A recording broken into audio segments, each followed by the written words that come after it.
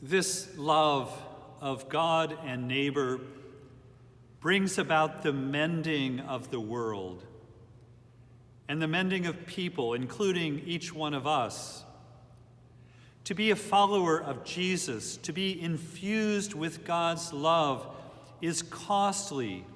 It can be excruciating, a process of being formed and reformed over and over again. Because the love that Jesus shows us and infuses into us is meant to change us, and it's meant to change the world. In the ancient world, Christian faith was attractive to many people because Christians performed acts of mercy, feeding the hungry, giving drink to the thirsty, sheltering the homeless, clothing the naked, visiting the sick, the imprisoned, burying the dead.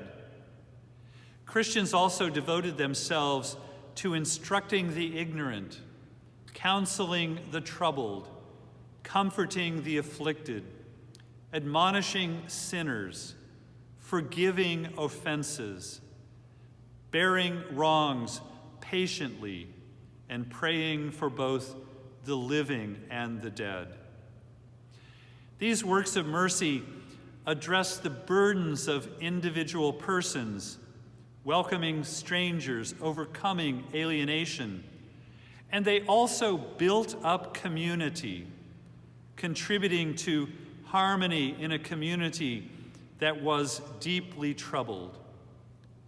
Christians engaged in a ministry of reconciliation. That phrase comes from Paul's second letter to the Corinthians. And they often undertook these acts at great risk to their own lives. They did it because they knew themselves to be recipients of the mercy of God. It's a love that has brought us together as a community of faith.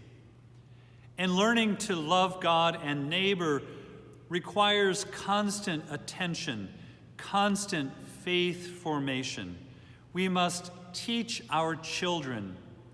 It is an intergenerational enterprise.